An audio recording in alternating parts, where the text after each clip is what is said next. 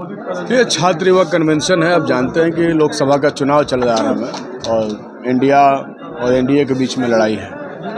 ये सारे छात्र युवा लोग जो आए हुए हैं वो इंडिया को सपोर्ट करने के लिए आए हैं, क्योंकि इन्हें पता है कि देश में जो पिछले 10 वर्षों से सरकार चल रही है उसने नौजवानों की ज़िंदगी को सिर्फ बर्बाद करने का काम किया। उनके एजेंडा में नौजवान कहीं है ही नहीं।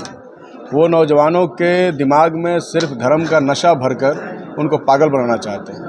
जबकि नौजवानों का, खास तौर पे बिहार के नौजवानों का आप बात करें तो उनका सबसे बड़ा मुद्दा है रोज़गार। बिहार में अगर आप सरकारी नौकरी किसी को नहीं देते हैं तो उसका डेवलपमेंट और विकास नहीं होता है, क्योंकि यहाँ नौजवानों के लिए बाकी कोई काम नहीं है।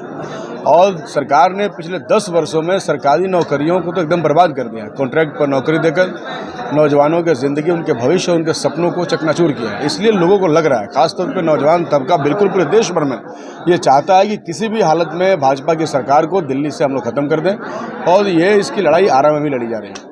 यहाँ रोजगार और शिक्षा के सवाल पर कन्वेंशन आप लोग कर रहे हैं, लेकिन जो वरिष्ठ नेता है, चाहे वो एनडीए के घटक दल के हो या महागठबंधन के, इंडी गठबंधन के, तो ऐसे में एक दूसरे पर आरोप प्रत्यारोप का दौर चल रहा है। मुद्दा जो है वो कौन दिख रहा है? नहीं, हम तो मुद्दा पर लड़ रहे हैं। मुद्दा उनके पास नहीं है, क्योंकि उन्होंने कुछ किया नहीं। आपने मुझसे पूछा ये क्यों हो रहा है, मैंने कहा कि रोजगार के सवाल पे हो रहा है। बढ़ती हुई शिक्षा की जो फीस है उसके खिलाफ हो रहा है। मुद्दा उनके पास नहीं। अब मोदी जी से पूछिए तो मोदी जी कहेंगे कि बाप रे, कांग्रेस वाला जीत जाएगा तो मंगलसूत्र छीन लेगा, ये पाकिस्तान के लोग हैं। तो ऐसे ऐसे बयान उनके पास है। हम तो बिल्कुल मुद्दे पर केंद्रित हैं और हम चाहते भी हैं कि देश का चुनाव मुद्दा पर हो, रोजगार का सवाल महत्वपूर्ण बने, कृषि का सवाल। अब देखिए ना, सरकार ने कहा था कि किसानों का आय दोगुना करेंगे, लेकिन आय दोगुना तो किया नहीं।